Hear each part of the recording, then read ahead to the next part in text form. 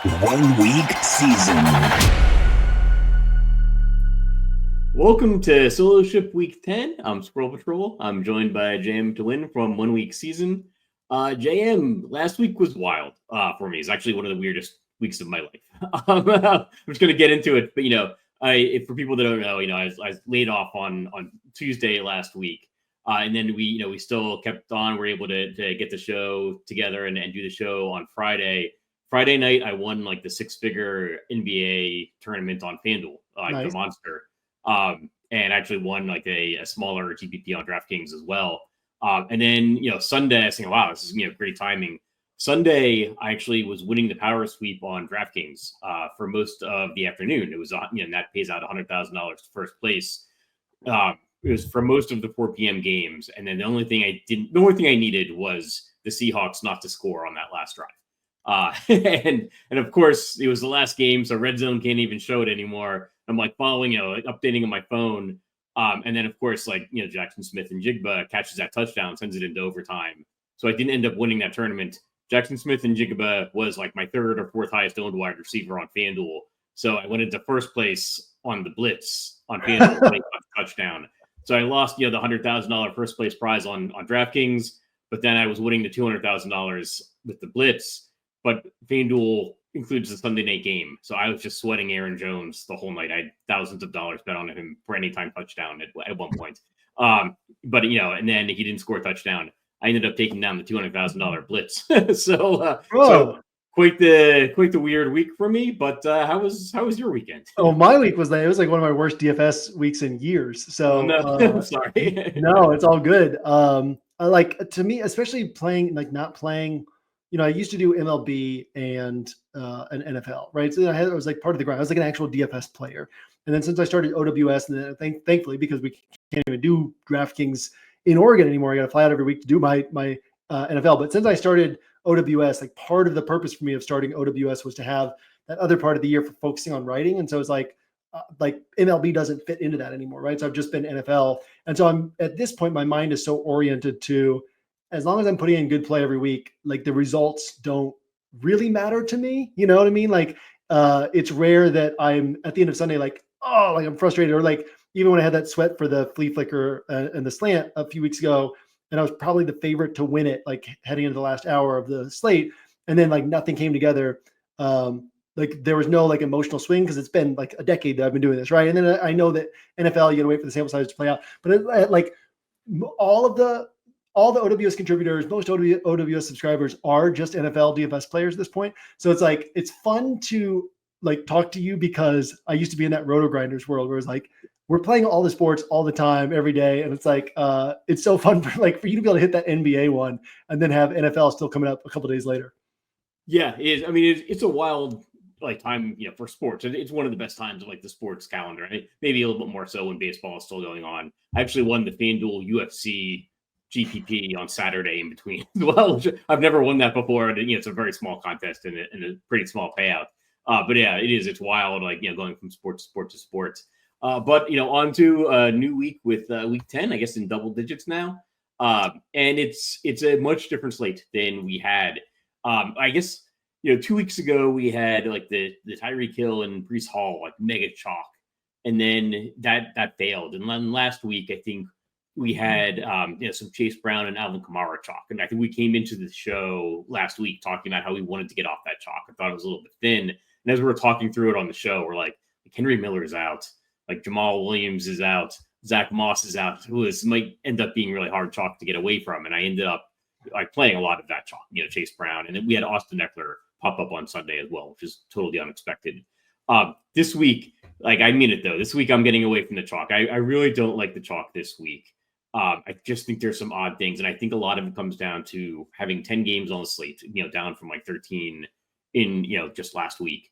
And then also, I think this week we have very little value that's popping off of the page, so that it makes it really hard to get up to the most expensive plays. And a lot of people are playing kind of the middle range plays, the mid-price plays.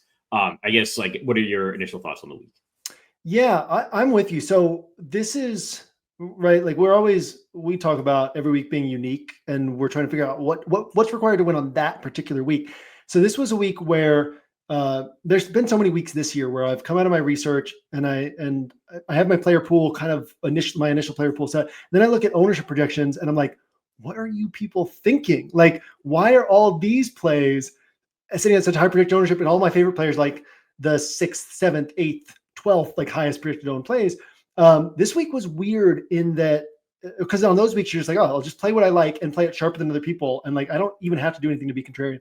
This was a weird week in which I did all my research, built my player pool, and I was like, God, I don't like this player pool at all. It's like, here's what I think are the sharpest plays on the slate on paper. I don't even like them. Then I go look at ownership, and all those plays are the highest projected owned plays. So it's like, I see this week as like, I don't think it's bad chalk in terms of, yeah, these are the best plays on the slate, but if they were on most slates, they wouldn't be chalk, right? Because they're not dramatically better than any of the other plays available, right? So there's going to be like plays that are very small underdogs to outscore those plays that are way, way lower owned. So for me, this is like, it's rare that I land on a week like this, but they show up every once in a while where my main goal this week is going to be to like just leverage ownership projections and be like, okay, like, yeah, these are kind of the better plays on paper, but they're not really great plays and they're going to be really highly owned because chalk forms no matter what. And so let me just like go to good plays that are not high owned. And that's going to be my approach this week, is like literally just building through ownership projections on plays that I like, plays that have ceiling.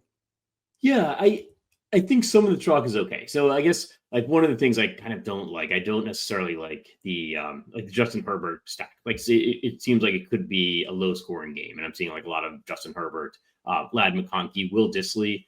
I don't even understand it. No. There's the thing that kind of jumps off the page at me, and I don't like that. And seeing some Aaron Rodgers like double stacks and stuff like that. And Arizona seems like they're much easier to run on than pass on. I think they're one of the give up some of the fewest passing yards per game, but some of the most yards per carry, most rushing yards per game. Seems like it's going to maybe be a week I'd want to play a little bit more Breece Hall than Aaron Rodgers. I don't know if I want to get involved in like this Titans Chargers thing at all. I know. I guess some initial reads on that chalk and my reluctance to play it. Yeah, no, I mean, I think Herbert's a floor play. I think Lad McConkey, his targets, like I've read them out specifically on the Angles podcast, but it's like his targets. Actually, I have them right here. His recent targets 7, 6, 7, 8, 7, like with a short area roll against a good Titans defense. Like, no, it doesn't make sense. And I think that there's like Herbert's 5,200. And they've been letting him actually throw the ball in these last two games that they've controlled, but they've thrown it 27 and 32 times. And like the Titans aren't going to push the scoring pace in this game. So yeah, I'm with you on that. I think Herbert's a fine floor play, but he's probably not winning you a tournament, And then Lad McConkey's not a sharp stacking partner. And then the Jets one, in terms of DVOA, like the Cardinals are like 11th against the run and I don't know, bottom 6 or 7 against the pass. Like I don't mind the matchup, but the big thing for me is like Rodgers double stacks at the price tags attached. That doesn't make sense, right? Rodgers isn't trying to pile up yards. And I went in depth on this in the Angles podcast, so I won't do it here, but like how he plays offense, how he tries to win games. It's just not in his like style to try to just get as many yards as he can. And I don't see the volume piling up in such a way that both of these guys can hit. So, Devontae Adams, going back to the last time he and Rodgers were together, like anytime he hit, it was like 14 targets, 16, 18 targets, because his average depth of target is 8.5 yards down the field. He's not hitting big plays. He needs a ton of targets. And so to me, Garrett Wilson's the play there because, he's going to see 8 to 10 targets, but they're downfield targets. He has after catch upside and Devontae Adams less so. But yeah, no, I think that like there's just not a lot to love. So the field is expressing confidence in spots where it's like, well, I can see this. And then everybody kind of can see the same thing. So just piling up in those places. Yeah. I guess the Aaron Rodgers thing, I might be a little bit biased against the team. It strikes me as one of these like NBA superstar teams where like one guy just drags all of his friends to the team. And it's like these aren't like complementary pieces, right? And like Vegas just seems to always be maybe a little bit too kind of favoring the Jets when they shouldn't necessarily. I'll say they're moving, I think, to an indoors environment, and that can help. And I'll be playing some Aaron Rodgers stacks in like multi-entry.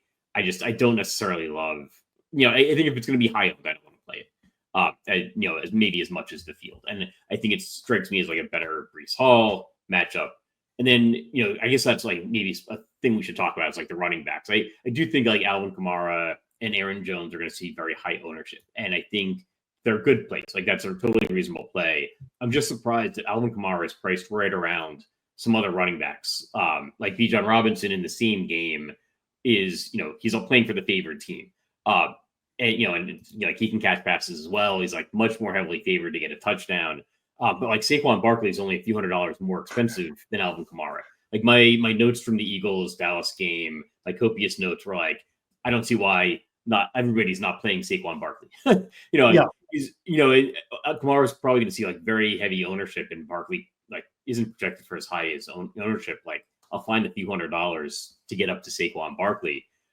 So it's a week that I think, and I like every other week, I think it's a week where things might not differentiate themselves as much as ownership does, right? Where like something is going to project better than something else. And that's going to see much heavier ownership. I guess thoughts on like the running backs of like Kamara versus Saquon versus Bijan versus the other guys in that range. Yeah, I mean, Saquon is to me the only like priority play on this slate. He's the only one on this slate where I'm like, oh, I'd love to find a way to get him into a roster. He's playing Dallas, right? They're bottom 2 run defense. They're awful against the run. And so there have been all the players on this slate, all the flex players, all the wide receivers, tight ends, running backs on this slate have combined to produce 6 scores this year of 36 plus DraftKings points. And Saquon has 3 of those 6 games, and he's playing Dallas. Like, it just makes sense. Kamara, I think it's because he had the 35 touches last week, right? But that was unique. Jamal Williams was out. He had touch counts of 16, 13, 18, and 17 in his previous 4 games. So, Kamara, if he sees 16 or 13 or 18 or 17 touches at that price tag, not really a great play, and so Bijan Robinson, yeah, I mean, to me, it's interesting. Reeves and Hilo highlighted this on Searching for Ceiling a week or 2 ago, but like Bijan Robinson's upside actually is higher in games that Atlanta's trailing because he's on the field more because of the pass catching role. Like his touches are higher. His scores are typically higher. So I would expect Atlanta to control this game, which like that's like a dent. But yeah, I think there's dents in all the viable plays, right? So I certainly like him this week. Like he's in the same mix for me as some of these other running backs that I also like. He doesn't necessarily separate from them, but Saquon for me definitely separates. He's like a guy who just looks to be in a different tier than the other pieces available. So there is actually one other play I'm really interested in spending up for being over the field on, assuming he doesn't see like monster ownership, but Justin Jefferson. And this might actually be one of my favorite game environments on the week. It might be my favorite game environment of the week is Minnesota and Jacksonville. I think, Minnesota gives up the 3rd most receptions per game. Jacksonville gives up the 6th most receptions per game. If both teams are passing and, view their, path to success being passing the ball, and then, we could potentially see the game go over its total. I like the idea of like actually pairing Mac Jones with, with Justin Jefferson. And maybe then also like playing like Sam Darnold and, playing some like the cheaper Minnesota pieces, and, then some run backs from the Jacksonville side. I'm actually interested in like Evan Ingram as a pivot from K. Dotton at a little bit of a lower price at tight end. And then, we're getting like a very cheap quarterback in Mac Jones. Is that a game environment you're looking at? And then like Justin Jefferson, your thoughts on him? Yeah, my thoughts on JJ has been that like if value opens up, that's like good value, I want to get to him because I think they were paying a way too high price tag for his volume, right? Like they've been in some competitive games, they've been in some games where they've trailed, and we still haven't seen Sam Darnold like go for more than 30 pass attempts. And then they should be able to control this game against the Jags. So assuming that they did control this game against the Jags, like I don't think that we get Justin Jefferson finally seeing like 13 or 14 targets because I don't think we see that happening, right? But also I think that he's highly likely to score like 20 to 25 points on DraftKings. So for me, the thought is like, if there's some value that opens up that I feel confident in, then he's a guy I want to get because we probably don't get many 20 plus point scores on the slate. So I want it, right? I feel like we're overpaying for it, but I don't know that I'd thought through, well, then let me actually swing over to the Mac Jones thing. Mac Jones is very much in this bucket for me. Mac Jones, Drake May, Russell Wilson, of this bucket of like, yeah, like these aren't as good of plays as the chalk, but the chalk isn't that strong of chalk this week, right? Like who could end up being the play that separates? And so Mac Jones is one of three guys who's currently in that bucket for me, alongside Drake May and Russell Wilson. I hadn't really thought about the idea of bringing that back with Justin Jefferson. I thought of it of like, you're just kind of playing this because of what it opens up and like the unique, like if they were Trevor Lawrence, then I would be like, man, it's in Jacksonville. And I think people underestimate it's 83 degrees, 74% humidity there this week. Like Minnesota, yeah, they play in a dome, but they live in the state of Minnesota in the fall, right? That's what they walk outside in every day. And then they're going to go to this heat and humidity. So I do think that there's a chance that the Jags keep this more competitive than they would in Minnesota. I guess I have like fear of relying on Mac Jones to drive a game environment to an extent that I hadn't even thought about it yet, but that's probably something I should be thinking about. You brought up two things that I wanted to go to next. One is, talking up Saquon Barkley and Justin Jefferson, we probably need some value. And that might end up being one of my kind of just overall strategies this week, is that I think it's a week a lot of people are going to play like mid-range players because there's just not a lot of value. But like the value players always tend to be a little bit thinner than we think. It's just, we kind of develop some confidence about them, and then and everybody ends up playing them. And if there's guys like AD Mitchell is, like Michael Pittman, I think is officially out now. Alec Pierce, he's maybe priced up a little bit too much. But like AD Mitchell made a tremendous catch, last week. He was highly drafted. He seems like a guy they would want to get involved in a situation like if Michael Pittman is injured. I think one of the 1 week season write-ups brought up Calvin Austin as an interesting player. Parker Washington to go along with Mac Jones, Matt Collins, Raheem Jarrett, and then at tight end, we can only spend $4,000 and get Taysom Hill on our rosters. So there is like some value out there, just maybe not as like well publicized or as secure as it sometimes feels.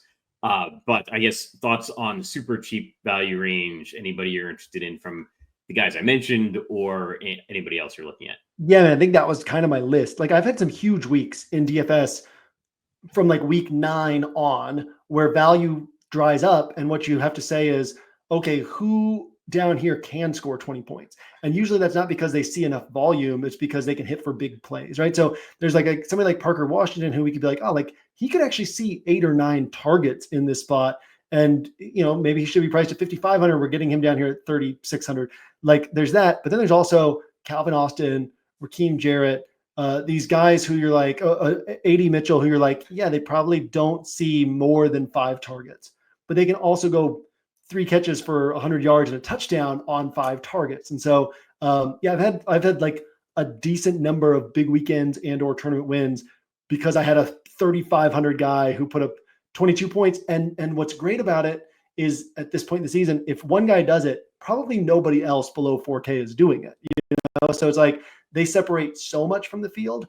To me, I'm so conditioned to just shifting my value thoughts that way by this point in the season that I hadn't even thought of this like, oh, it's a thin value week, I should go mid-tier. It's just like, okay, this is the value to choose from now. And this is how I get up to the guys with explosive, had to have it upside at the top. Because if you can get a Saquon, he puts up 36 and nobody else tops 25 on the slate. And then you get the cheap guy who puts up 20. I mean, like you're not even in competition with the people who built in the mid-range anymore. So I like that a lot.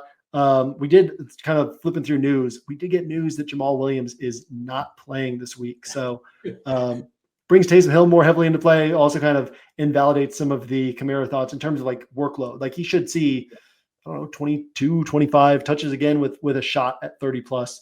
But also like, I still take Saquon over him. Right. So then it's like, oh, do I pair Saquon and Kamara? Do I pair, Saquon and Justin Jefferson?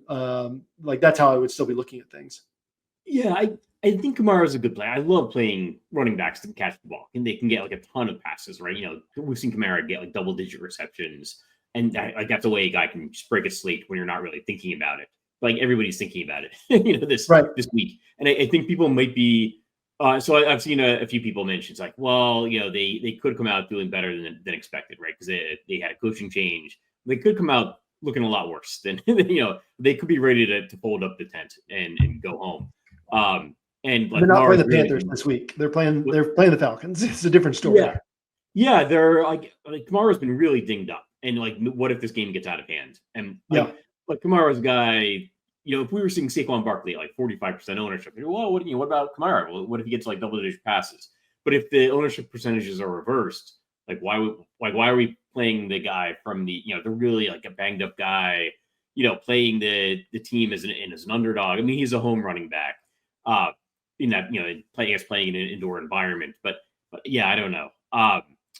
You mentioned a guy earlier that I wanted to bring up. I think he's going to strike people as being overpriced, but Drake May. I think Drake May is going to win someone a big tournament this year. He ran for 95 yards last game. That was after like 40 something the game before that. And these are just his first few games playing in the NFL. He's 5,800. He's $100 more than Aaron Rodgers, and it's hard to justify. But what if he's one of these guys that's actually still underpriced at 5,800? And he's adding those points on the ground. Like if Aaron Rodgers has a kind of mediocre game and Drake May gets 100 yards rushing instead of 95 and adds a rushing touchdown, then like maybe Drake May is the quarterback we want to get.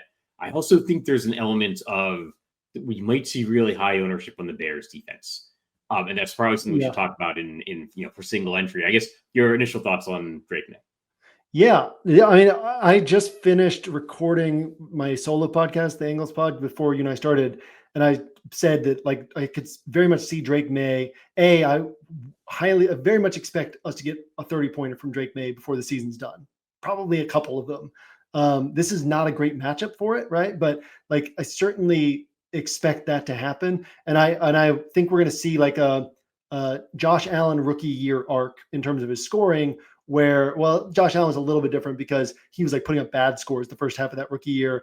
And, he'd been drafted 8th overall and people were like, oh, he doesn't have any accuracy. Like, why are you taking him? Right. And so then people wrote him off. And so once he started hitting deeper in the season, like people just ignore it completely. Right.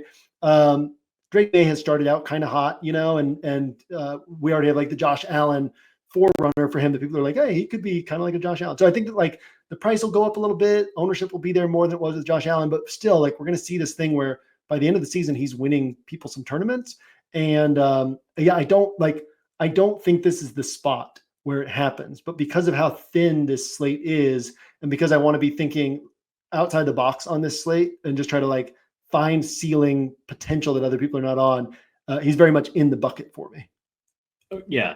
And one thing I like about it is that I'm seeing places like project the Bears defense at between 25 and 30% ownership, and it might be one of those weeks. Like we've seen that back in the past. I remember there's like this historic Bengals defense week where they were Cooper Rush.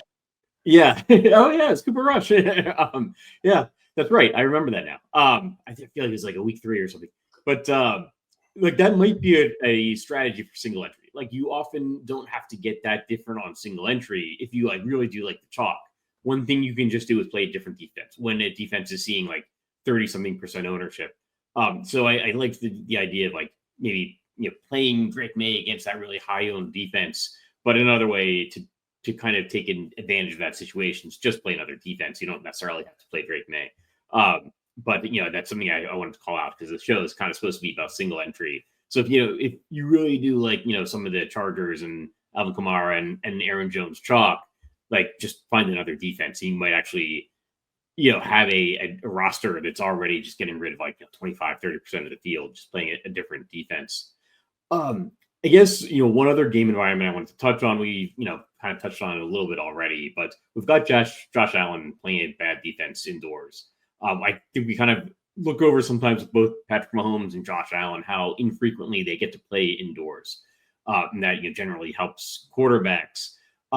We were seeing Keon Coleman is out, and now Michael Pittman I think is either doubtful or out. So we could be getting a little bit of value on some of the pass catchers. We've mentioned the Colts guys. Any thoughts on like the Bills? Like Khalil Shakir versus like Amari Cooper, who's also dinged up.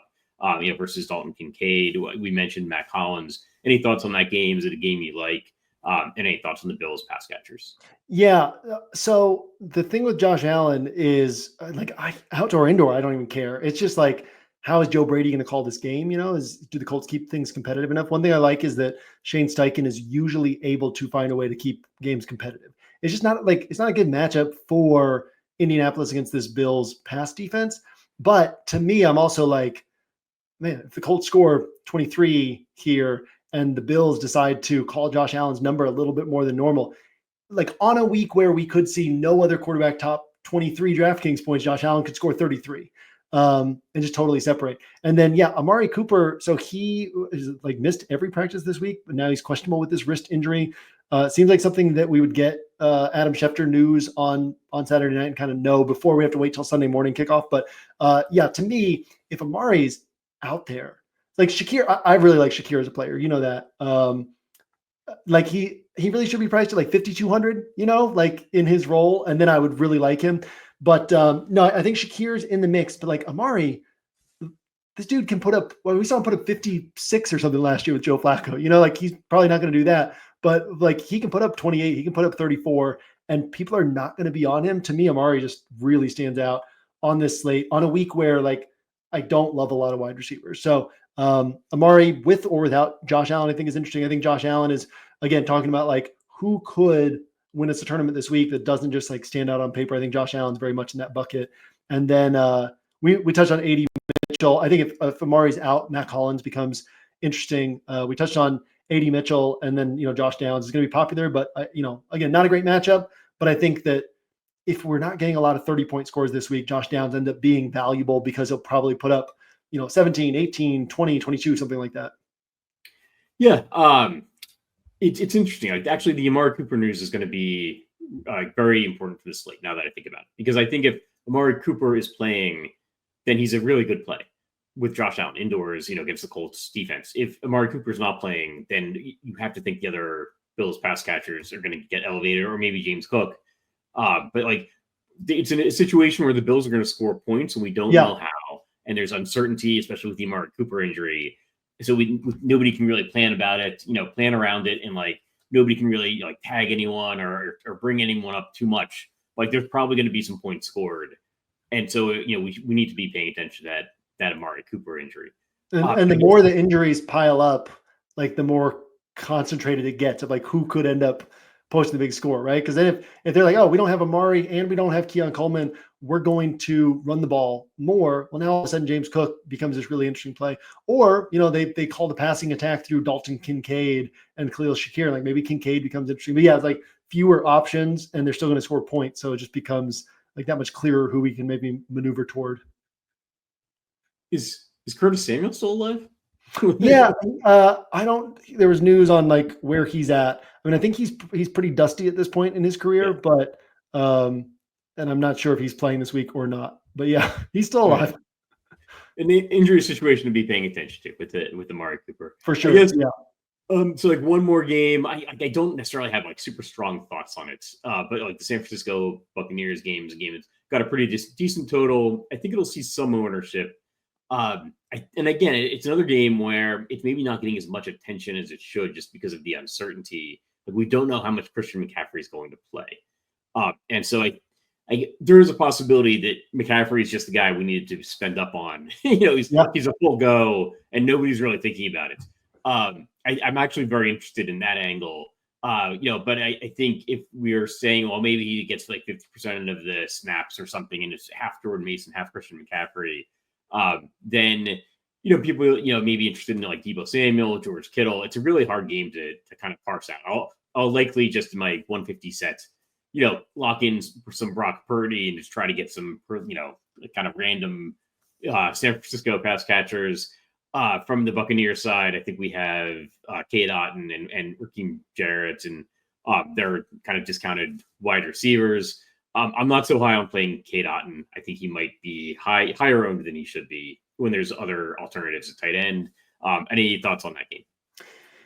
Yeah, I'm with you on Cade Otton. I mean, I think he's a fine play too, because again, it's weird. Like I hate looking at the site and being like, yeah, well, what if nobody's scoring 30? What if like Cade Otton, the 49ers have been so comfortable letting teams march the field on short area throws and featured tight ends all season have piled up lots of catches and yards against San Francisco. What's difficult is getting touchdowns with tight ends, because then once you get in the red zone, they're like, we're putting Fred Warner on you. We're going to force you to go somewhere else. And so like Cade Otton probably has a really high floor in this game. Like he should see double-digit targets again.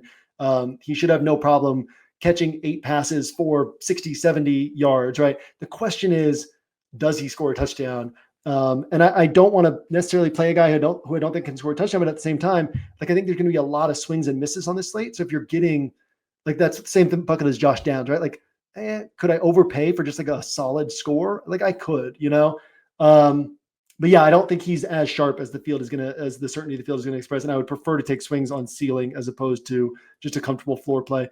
On the other side, to me, I think that there's just so many question marks. Yeah, like Kittle's had this huge role this year, but that's kind of been dependent on Christian McCaffrey being out. So right, if McCaffrey is in, then that takes away Kittle's potential for like the heavy volume. But then what if McCaffrey only plays a little bit and Kittle still sees the volume?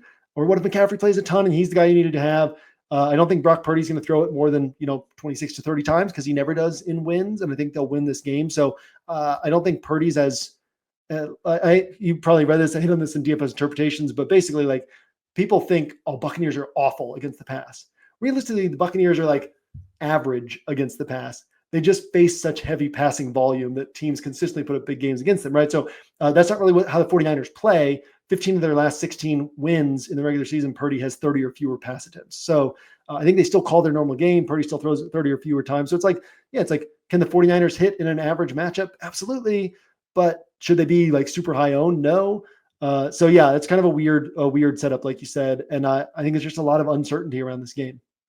Yeah, I think 2 of the biggest pieces of news for the slate might be Amari Cooper's injury, and then like Christian McCaffrey, if we get any insight into the role. Yeah. But even then, they'll come out and say like, he's going to split snaps or whatever, and then they do whatever they want when the game starts. But like Christian McCaffrey is probably a guy you've got to be over the field on, like if he's seeing low ownership, right? He's got to be like, you've got to have double-digit Christian McCaffrey just in case. If we're going to say, if I'm going to say, like Cade Otton, if he gets 15 at 5,500, that might be valuable. Well, then like, even if McCaffrey doesn't get 30, if he gets 22, 28, like or 24, 26, like that could be pretty valuable. My first practice build this week had McCaffrey and Saquon and Kamara together. And then I was like, now let's figure out how to do this. Like I do think that there's viability to playing McCaffrey this week. And I think that there's viability to, with either of those guys, pairing them with Saquon, because I still want to prioritize Saquon on like single entry, 3 max rosters, and then find a way to like get unique combinations where other people won't have Saquon and they won't have these 2 guys together. Yeah. See, McCaffrey also still has the IR tag, I think, for the hand builders, right? Like he's got the red IR thing that's going to prevent anybody from like putting them into their lineups. I guess that's pretty much all the game environments I wanted to touch on. Anything else like sticking out, to you from this slate?